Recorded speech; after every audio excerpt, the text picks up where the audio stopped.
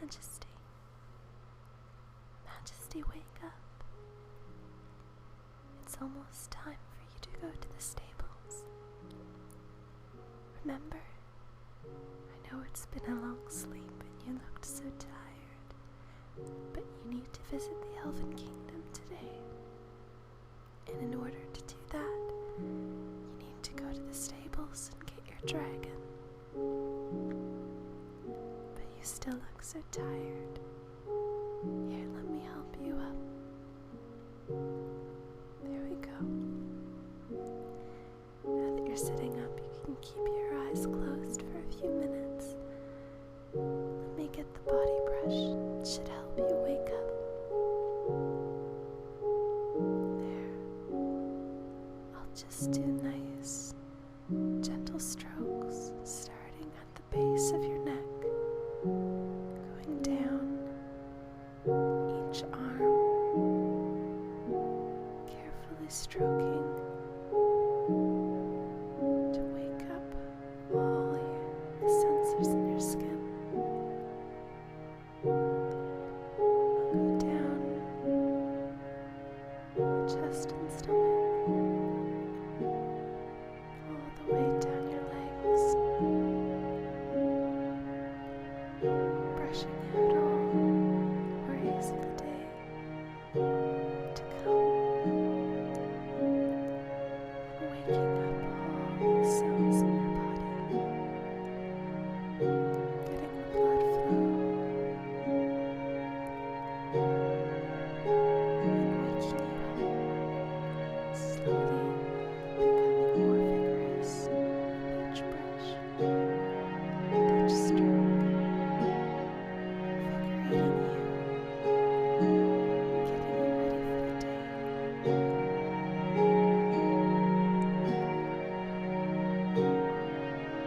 Stroking down, starting at the top of your body, working your way down to your toes.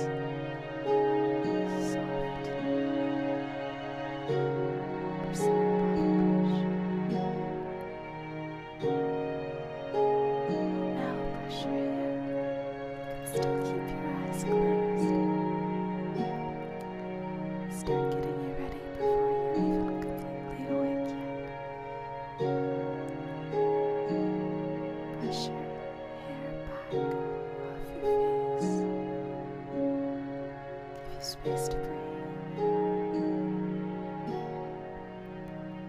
Majesty, it is a brisk morning, so while I brush your hair, why don't you take a few deep breaths of the morning air?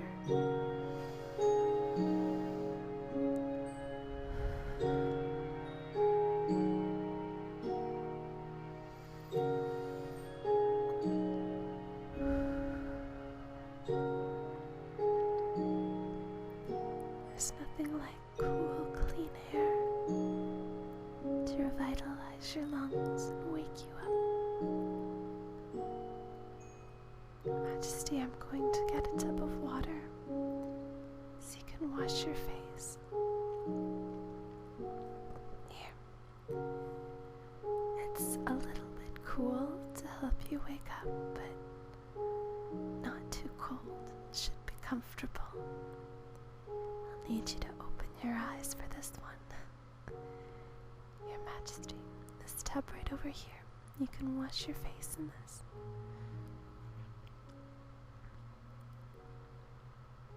Your hair is all brushed. Your body is woken up with the body brush, face washed. I'll leave you to get into some riding clothes, and then we'll head out for the stables. You ready, Majesty? Alright, well, let's go out to the stable. It's quite a long walk from here, but I'll brief you along the way about what to expect when we get there. It's even chillier out here than it was in the castle.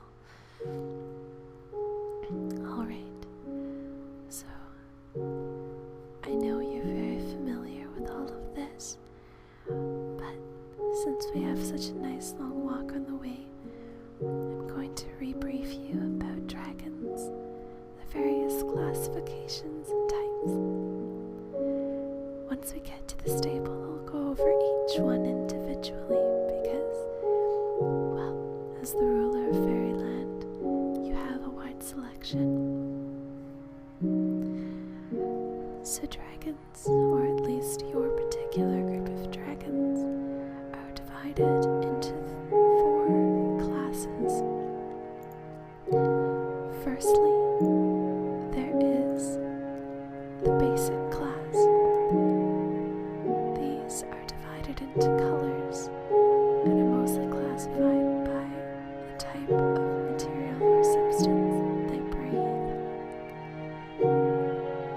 The second class is the metallic class, and as you might guess, the metallic classes are designated by their skin, so what type of metal comprises their skin.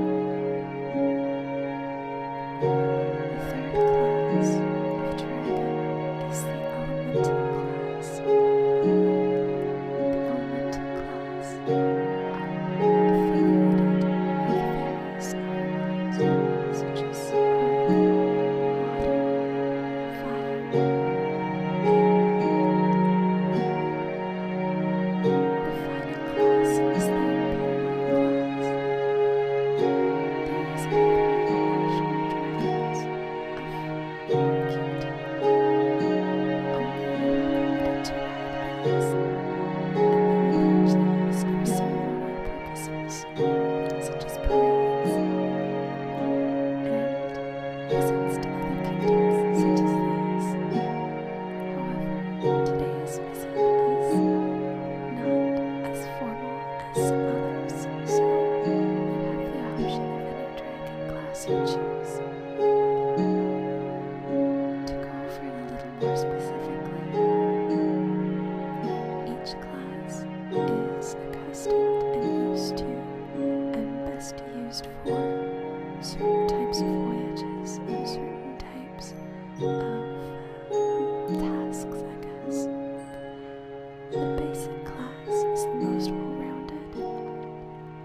They can be used for voyaging, battle, search and rescue, absolutely anything you can think of a basic class can do. Their specialties are very subtle and are only seen at the dragon level as opposed to the class level. The metallic dragons are generally specified for battle use, given their tough skin and generally warlike nature. However, battle dragons are also used for ceremonial functions, such as parades after a military victory, or perhaps they can be used for simple show, particularly those of precious metals.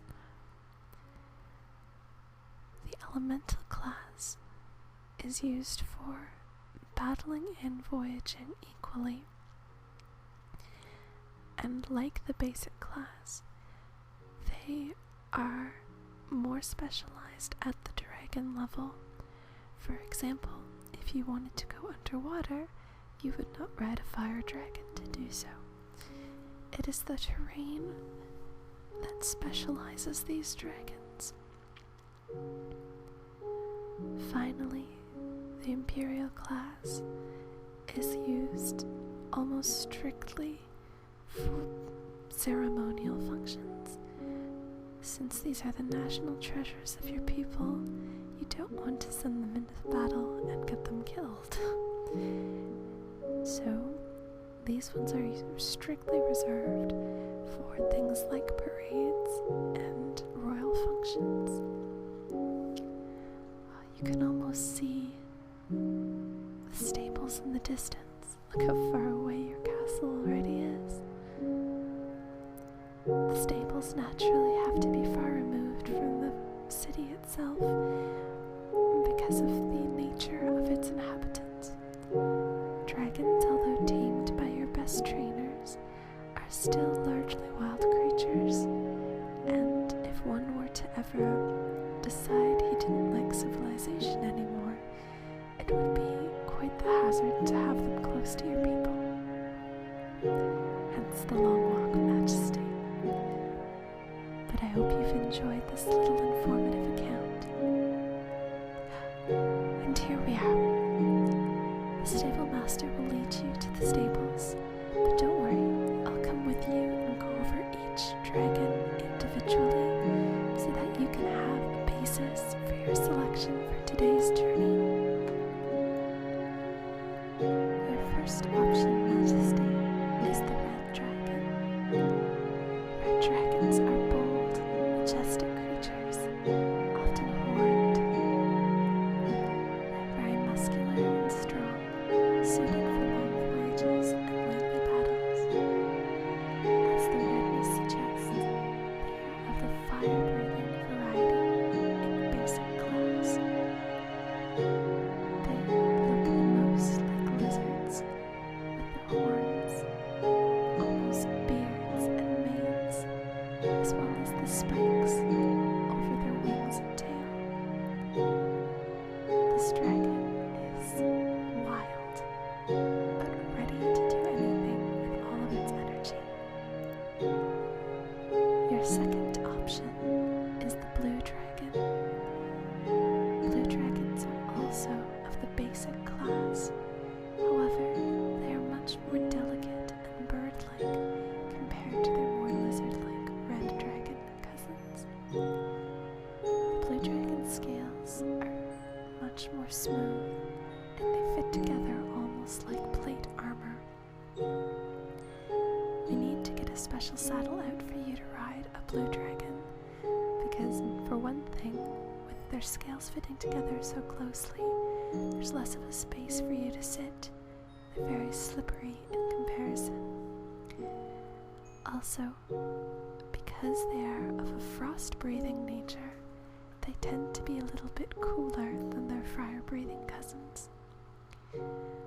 However, they are much lovelier to look at. As opposed to horns, they have almost wing-like extensions above their brows, and as opposed to the leathery wings of the red dragon, their wings have an almost butterfly-like quality. Also, you're less likely to get pricked by the many spikes of a red dragon, as blue dragons are very, very smooth. Your third option, Majesty, is a yellow dragon. Yellow dragons are by far the most majestic of the basic class. Their wingspan is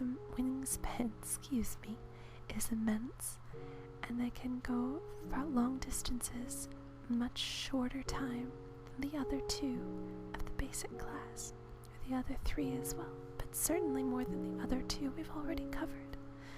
They seem to be almost a hybrid between the red and blue dragon types, as they are spiky, but these spikes are long and elegant. The yellow dragon breathes almost a type of acid and photon together. It's like they breathe light, but in terms of battle, the light reacts very much in the same way to acid. These are usually used when battling Scourge of the Undead. However, they make a very majestic steed as well. The yellow dragon is a very smooth ride and one of the most beautiful and calm of the four types of basic class dragon. It is by far the most tame. Your fourth selection, finishing off the basic class, is the green dragon. Green dragons are the smallest of the dragons, but they are also quirky and unique in their own way.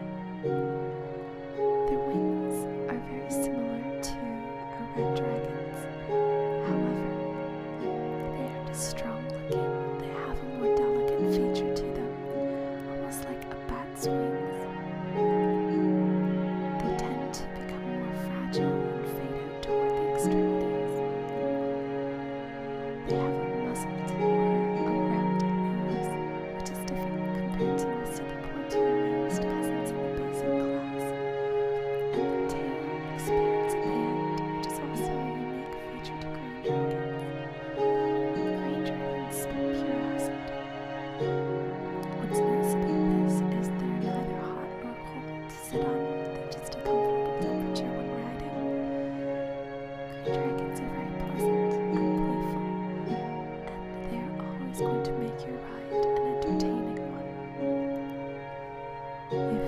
option, Majesty, is the first among the metallic class of dragons.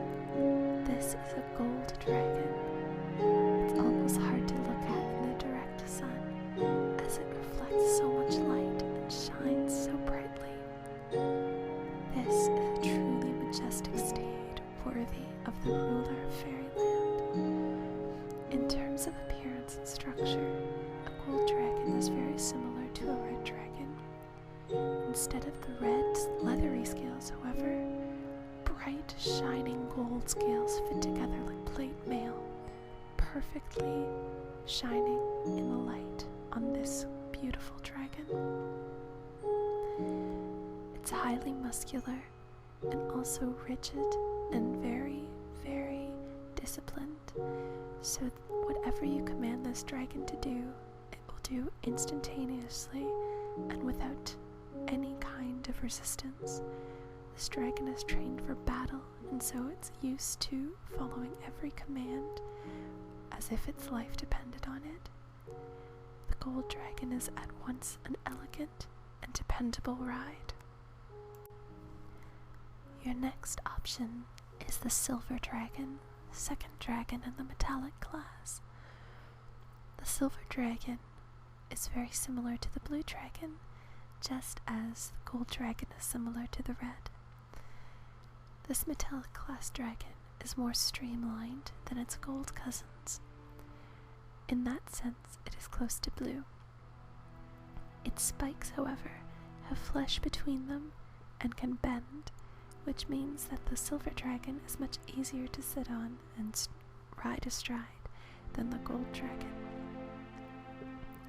Silver dragons are largely used for scouting and other stealth maneuvers because of their natural tendency to blend into the sky and also their streamlined appearance.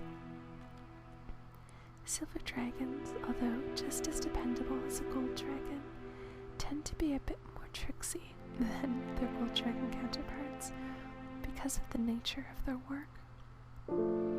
However, they are just as elegant with their more fragile wings and their aerodynamic and very elegant appearance. A silver dragon would be an equally good steed for this particular voyage. Your final option from the metallic class dragons is the muscular bronze dragon.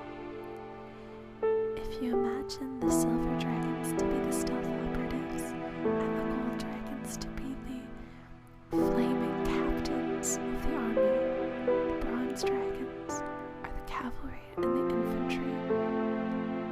These are the brute force in the military, as you can tell by their strong, fierce, heavily armored appearance. Bronze dragons are ridden when you want to make a statement of the strength of your country in comparison to another. They are aggressive and the most untamed of the metallic class. However, they are extraordinarily loyal and dependable. Any situation that arises, if you are on a bronze dragon, you will be safe. Nothing can touch these birds of the sky, and they can also enfold you with their armored wings. As you've noticed, most dragon wings are either leathery or fragile. They are largely unprotected. The bronze dragon has the unique ability of having armored wings that they can fold their rider in, so that if something were to attack the rider, the bronze wings could deflect it. I don't know if you're expecting an attack today, Majesty, but if you want to feel on the safe side, a bronze dragon is certainly the way to go. Next in line is the fire dragon of the elemental class. The fire dragon is very similar to the red dragon, but instead of spikes, it has pure flames. Now you'll notice that your current riding gear is inadequate to ride elemental dragons, but you needn't worry, as we have all the necessary equipment to keep you safe and allow you to have an enjoyable ride atop these beautiful beasts. The fire dragon is very smooth, which is a characteristic of the elemental dragons as a class, because although it is most similar to the red dragon in terms of appearance, with spikes made of fire, there's none of this pointiness and difficulty in saddling it. Fire dragons will also keep you very warm, so anytime you're going to a cold country, or if it's a cold day, a fire dragon will ensure that you can resist any temperature below 0. The fire dragon is by nature fiery in temperament as well, so you need to have a firm hand when riding a fire dragon. However, there's just something about fire dragons. It's like riding a shooting star, ball of fire across the sky. It's always an exhilarating experience. Your next selection is the water dragon. Water dragons are very unique by nature and in appearance. Their wings are more like fins, which makes sense, as they are largely an underwater type dragon. In order for the dragon to fly through the air, they must be doused in a special kind of, it almost looks like a powder, but it has the property that lightens the dragon and makes the bone density of the dragon quite light, so that they are light enough to fly through the air on their limited wing power. Generally, however, water dragons are used for underwater voyages. In any case, the water dragon is beautiful and streamlined. It's almost like riding a piece of silk, a ribbon of silk. They're incredibly flexible and can coil around anything you choose. They're delicate and beautiful, a symbol of the beauty of our country and of our seas. Water dragons are used mostly for underwater operations in terms of military use, and used for visiting the underwater kingdoms of the merfolk.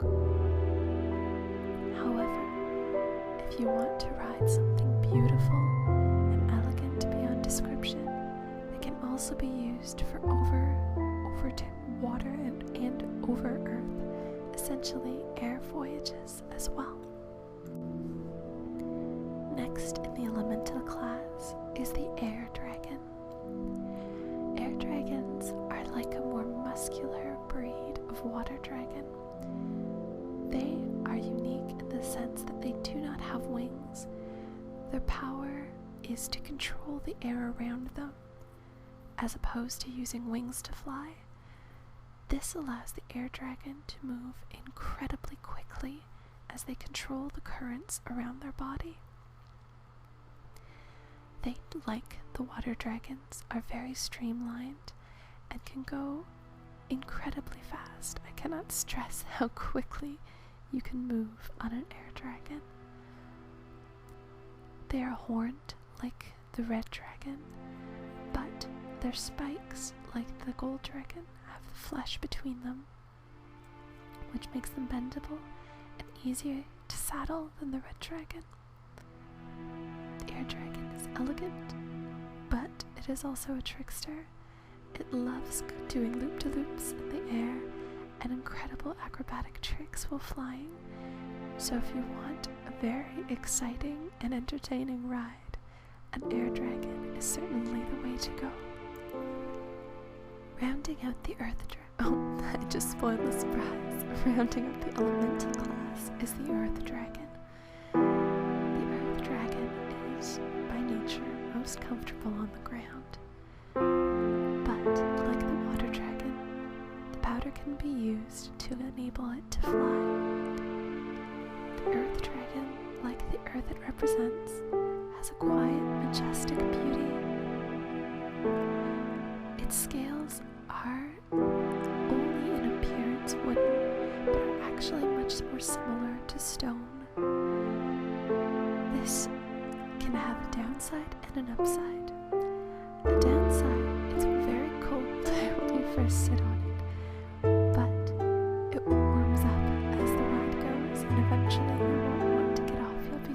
comfortable. The earth dragon is very calm and does not really have a fiery temperament unlike many of its other cousins. The earth dragon is dependable and moves a little bit slower than the others, but it is very careful and cautious, and you'll never be startled or worried on an earth dragon. You will safely get to wherever you need to go. With your next option begins the final class of dragons, the Imperial class. This is the iridescent dragon. Riding this is like riding a rainbow. Its brightness and color represents all the various peoples who live in your country, in your nation, your kingdom. Its angelic wings differ from all the other dragons in the sense that they are feathered and glorious to behold. This dragon is truly a bright and shining statement about your land and your people.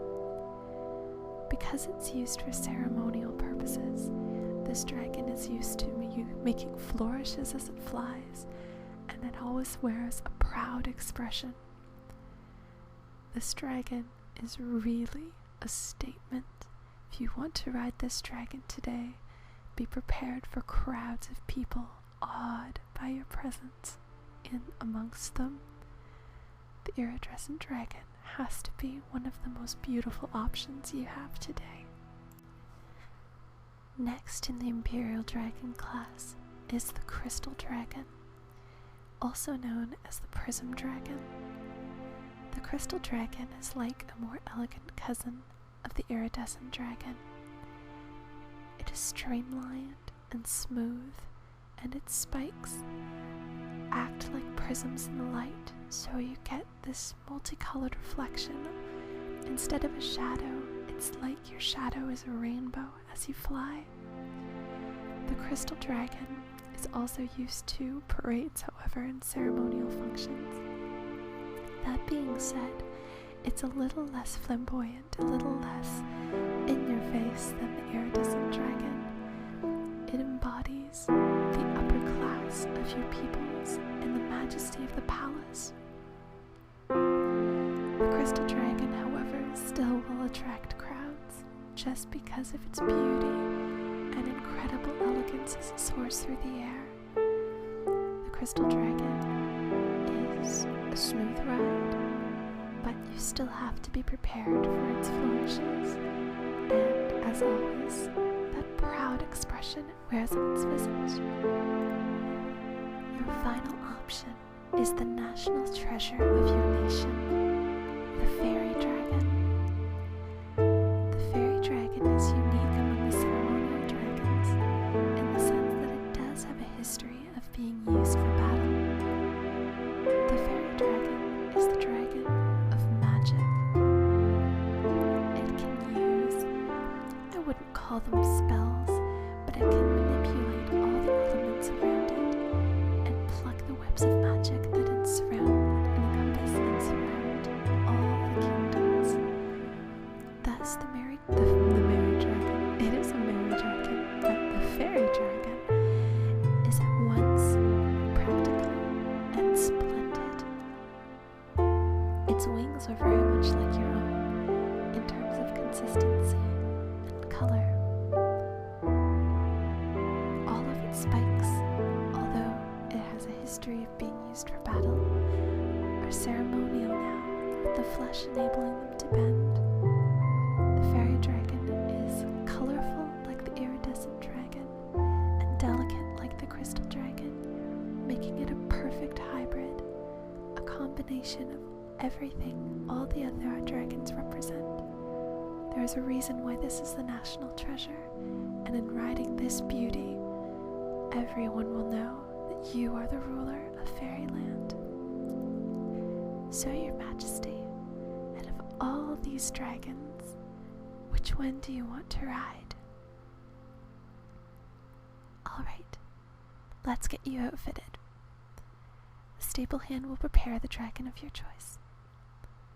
Do you need help with that? No, you got it? Alright. Your Majesty, let's get you on. Don't worry, I'll ride with you the whole way. You don't have to be scared. Alright, I guess it's time for me to get on. Okay. Now, we're gonna walk out of the stable, and then once we get there, I'm gonna count to 3. And on 3, you can tug on the reins, and the dragon will go into the sky. Okay. Oh, watch your head. Dragons are awfully big, and as large as this stable is to accommodate them, we still have to watch our heads when we're riding them. Oh, that brisk air. Feels so nice. Alright, let's ride off into the sunrise. Are you ready, Majesty?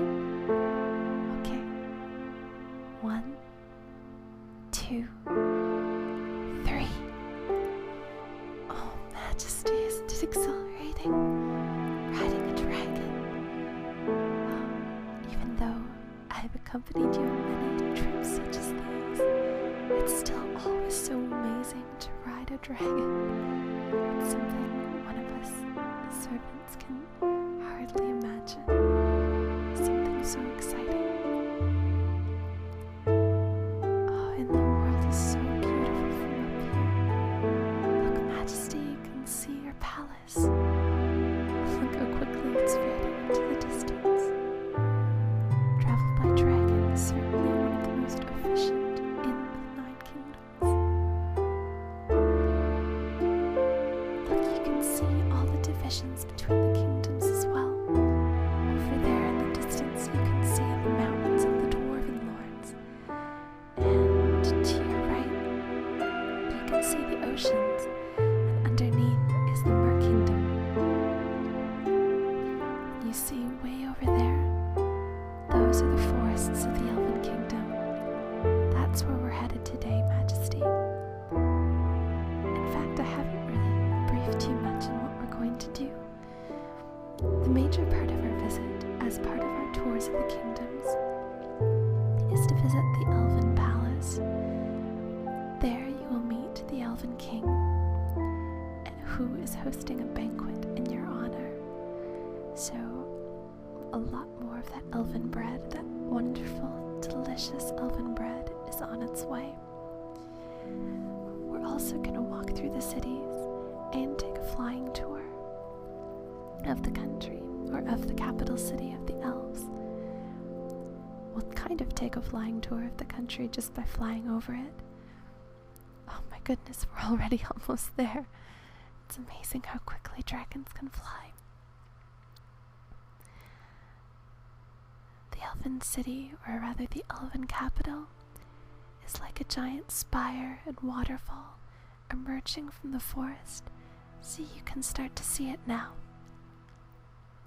At the very top of the spire is the Elven Castle. The Elven City is ruled over by the Elven King who lives in that castle. Also, the Elven Castle serves as a kind of reservoir. You can start to see the waterfalls coming out of the castle. From this castle, all the drinking water of the Elven Kingdom is supplied. This represents the centrality of the Elven monarchy within the kingdom. It represents how the monarchy must always strive to provide for its people, and it's an ideal the elves hold very highly. The architecture of the Elven Kingdom is largely based on the forest, and so it is tall spires and decorated largely by floral motifs. Everything is rounded and it's meant to connect with nature as opposed to being separate from it. So as you walk through and as we fly over it, you'll see buildings that almost look like trees, but then you'll notice the elves wandering through them, and you'll realize what they actually are. It's really quite spectacular to behold. Look, if you look down, you can kind of see it now.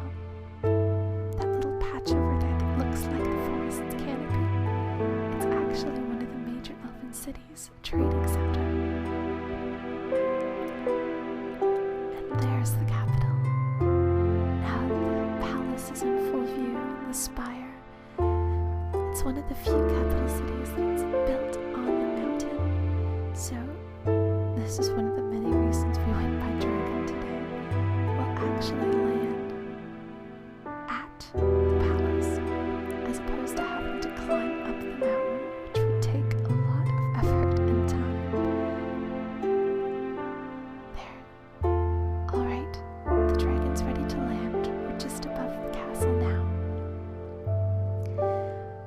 So, on the count of 3, pull on the reins again, pull on those reins again, and we'll drop down. Okay? 1, 2, 3. Whew. I never do get used to the speed of dragon descents. But here come the elven courtiers. They brought us horses so that we can tour the city. Here, Majesty, let me help you dismount off this dragon. There we go. Now I imagine you can mount a horse yourself after mounting a dragon. Alright, the courtiers will lead us through the city. Apparently the banquet isn't quite ready yet. I guess our dragon was a bit quicker than we anticipated. Oh, but look at the splendor of the city, Majesty. Oh, and take a smell. Oh, there's just nothing like the smell of that elven bread. The capital city is full of bakeries. These are the people who provide the elven bread for all your functions back at the capital city of Faerieland. Oh, and look at the architecture, Lord. Oh, it's so beautiful. It's almost like a garden of mushrooms, but it's a city. And there's waterfalls all streaming from that castle. It's so beautiful. Everything's so green and so lush. And the air just smells like that wonderful bread. It truly is a wonderful kingdom. The Elven Kingdom was actually established on the foundation of this mountain, and it has since spread into the forests surrounding it. The elves, believe it or not, were once mountain dwellers, very much like the dwarves, but as opposed to the dwarves who live inside the mountain, the elves lived on the outside of the mountain.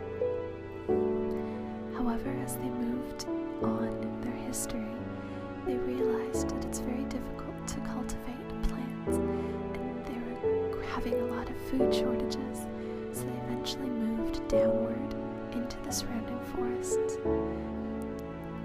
Originally, they were very proficient hunters, but due to their connection with nature, they began to realize that they were overhunting the species, and now you'll find that the large portion, or the majority of the elven population, lives a vegetarian lifestyle in order to preserve the animals around them. Not only did they choose to make this choice, or choose to make this shift in lifestyle for the animals, in order to not overhunt, but they also made this shift so that they could use the animals for other purposes. For example, squirrels and other such small rodents have since been trained to be messengers, and so the Elven Kingdom is renowned for its efficient postal system. Not only that, but it simply makes for a more lively community. As you can tell, the elves are very stately and very elegant, but this makes for a rather dry community life. With all the creatures of the forest roaming freely through the cities, it makes for a much more vibrant kingdom. Oh, I still can't help but marvel at this architecture, Majesty. Is your horse comfortable? I know they're not quite as comfy as dragons, are they? But they're much more convenient for riding through the city. Oh my. Here's one of the little squirrels now. Oh, it appears that the banquet is ready. We'll start our ascent back up, And when we get to the palace, I guess we're having an outdoor banquet in the courtyard of the palace. There you'll get to meet the Elven King. Well, I guess not meet him, you've met him before, but remake his acquaintance, we will say. Alright, let's start our ascent back up.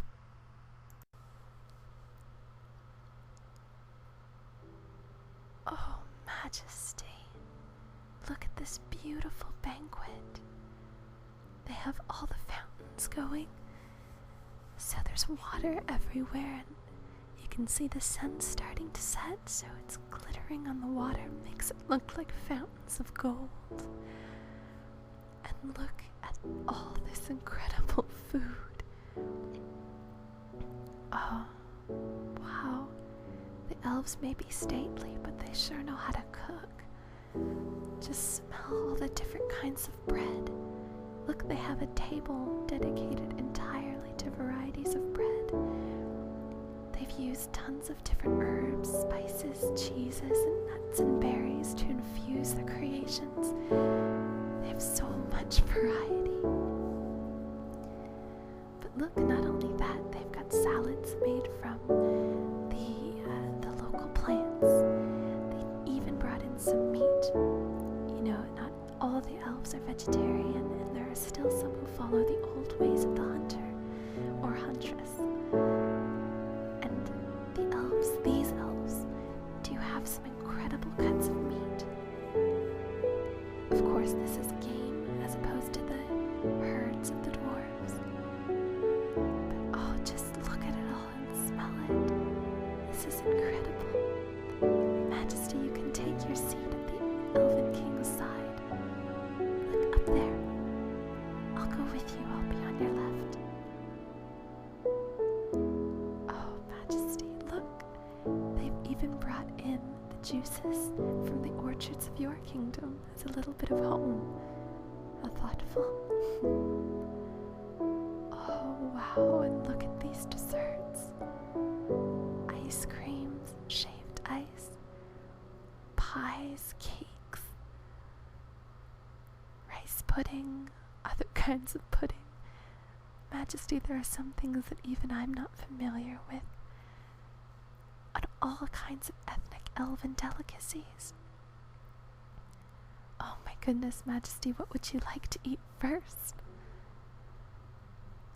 There is the bread table, the beverage table, which is of course from our orchards. There is the game meat table, and there is finally the table of local herbs and salads. Oh, and lest we forget the dessert table.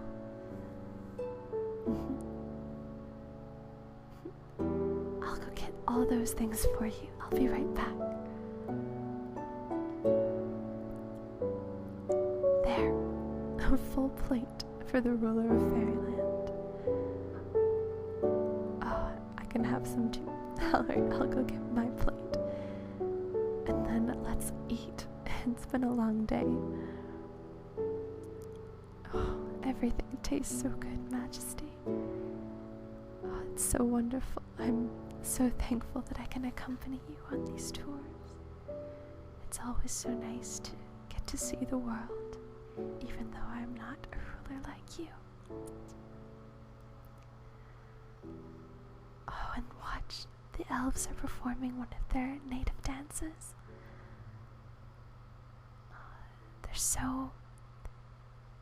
the only word I can use is elegant. The way they fly through the air and catch one another and twirl and spin. The colors they wear are like the colors of autumn. They look like leaves swirling. They're surrounding the head table. It's like the dance of the leaves in autumn, twirling and swirling around us. Breeze is coming from them as the red and yellow, brown and green dance and twirl around us. Majesty, oh, you're awake. You fell asleep in the middle of the dance. It's alright. The Elven King understands. You're on the dragon now. We're just getting ready to lift off. You're secure. Don't worry. We'll get you home and you can have a nice bath before going to sleep in a real bed this time. For now, you can just look down. As we lift off, you can see all the twinkling lights of the Elven City at night.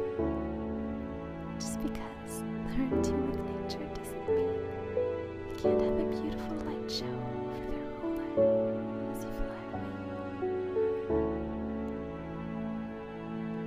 Millions of fireflies floating through the forest, dancing for you. And as we know, the dance of the elves seems to put you to sleep. It really is quite beautiful. All of nature joining together in celebration of your visit. A nighttime spectacle for their sleepy ruler. You can rest on this dragon ride. I'll try to hold the reins and make the ride as smooth as possible so that you can rest on the way back home. I don't know about you, but I always find the way back doesn't take as long. So we'll be there before you know it. Just rest.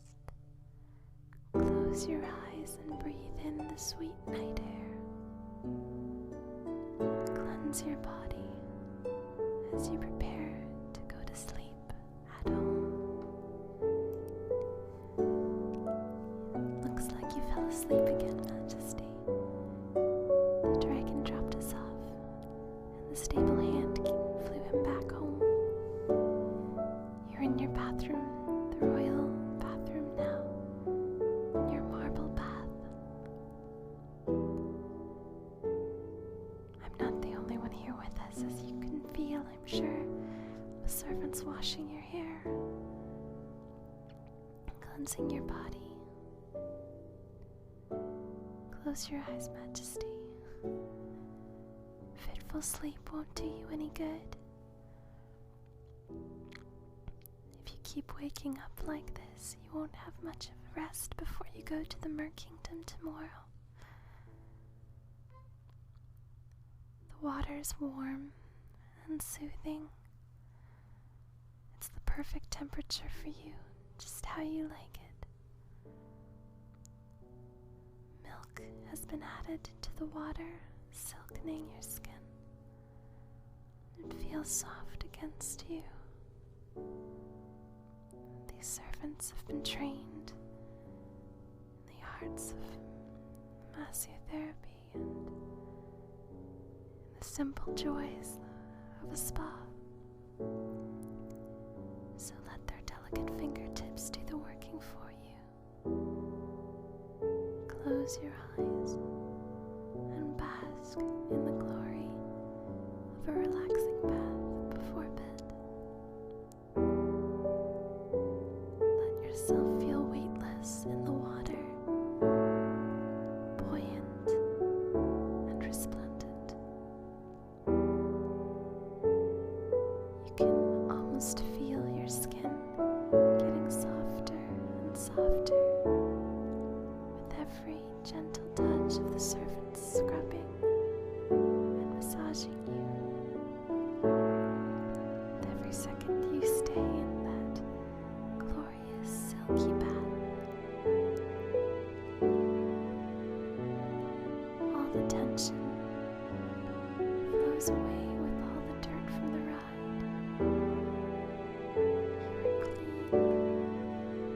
You are clean, pure, precious to your people. And something that precious needs rest to be at their best for everything that you do for us. You are a great ruler, and a great ruler times to be away from that job, and this is one of those times. Let us take care of you, Majesty, as you reign over us. Just close your eyes and sleep. We'll make sure you